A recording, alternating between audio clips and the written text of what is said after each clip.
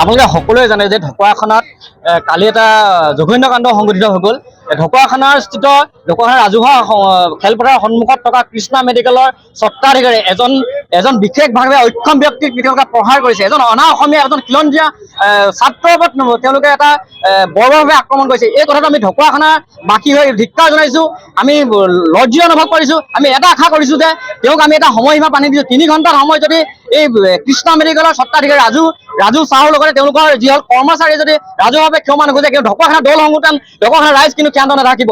আজি ইয়াৰ পৰা এটা কথা জনাই দিব বিচাৰিছোঁ, ইয়াৰ প্ৰথম যদি কোনোবাই যদি ভাবিছে প্ৰথম ইয়াত ক্ষমা বিচাৰিছে, তেতিয়াহ'লে আমি দল সংগঠন কিন্তু ক্ষান্ত নাথাকোঁ। আমি ইয়াৰ পৰা এটা পুনৰ দাবী জনাব বিচাৰিছোঁ যে ইয়াৰ পিছত যদি পুনৰবাৰ এনেকুৱা ঘটনা সংঘটিত হয়, কিন্তু ঢকুৱাখানা গণতান্ত্ৰিকভাৱে কিন্তু আমি আন্দোলন গ্ৰহণ কৰিম। আৰু লগতে পুলিচ প্ৰশাসনক আমি ঢকুৱাখানা পুলিচ প্ৰশাসনে এটা কথা দাবী জনাব বিচাৰিছোঁ, 3 ঘণ্টাৰ সময় যদি ৰাজুক চাহক যদি আমাৰ ঢকুৱাখানাবাসীৰ আগত যদি ৰাখি যদি আমাক ক্ষমা নিবিচাৰে, তেতিয়াহ'লে আমি ঢকুৱাখানা দল সংগঠনে ঢকুৱাখানা সদৰ থানা ঘেৰাও কৰাৰ লগতে ঢকুৱাখানাৰ ৰাজু চাহু ঘৰতো আমি কিন্তু গণতান্ত্ৰিকভাৱে কিন্তু কাৰ্যসূচী আমি হাতত ল'বলৈ বাধ্য হ'ম। কিন্তু যোৱাকালি কৃষ্ণা মেডিকেল নামৰ মেডিকেলখনে আমাৰ এজন অসমীয়া খিলঞ্জীয়া ল'ৰাক গোলাগুলকে পিটি আমাৰ তেখেতক আঘাতপ্ৰাপ্ত কৰে। তাৰ প্ৰতিবাদত আজি ঢকুৱাখানা সমূহ দল সংগঠন আৰু ঢকুৱাখানা সমূহ ৰাইজে আজি প্ৰতিবাদত তেখেতৰ দোকান বন্ধ কৰি দিছে আৰু তেখেতক সময়সীমা বান্ধি দিছে। 3 ঘণ্টা সময়সীমা বান্ধিছে।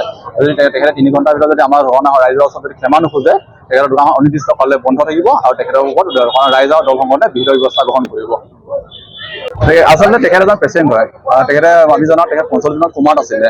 কোমাত থকা অৱস্থাত তেখেতে যোৱাকালি তেখেতে দেখাবলৈ আহিছিলে কিবা তেখেতৰ শাৰীৰিক কিবা অক্ষমভাৱে। কিন্তু কি হ'ল, তেখেতৰ কাণেদি কমকে শুনাৰ পৰা তেখেতে স্পঞ্জখিনি ভিতৰলৈ গৈছিলে। সেই ভিতৰলৈ যোৱা দুখতেই তেখেত মাত্ৰ স্পঞ্জখিনি ভিতৰলৈ যোৱা দুখতে তেখেতক মানে কৃষ্ণা মেডিকেলৰ সমূহ ষ্টাফৰ মালিকে লগ লাগি তেখেতক পিটন মাৰপিট কৰিছে। সেইটোতো সম্ভৱ নহয়।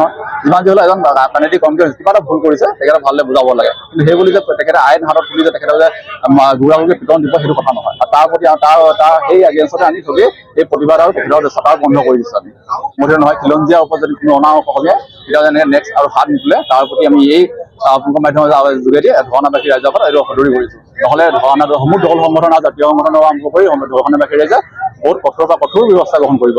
কিন্তু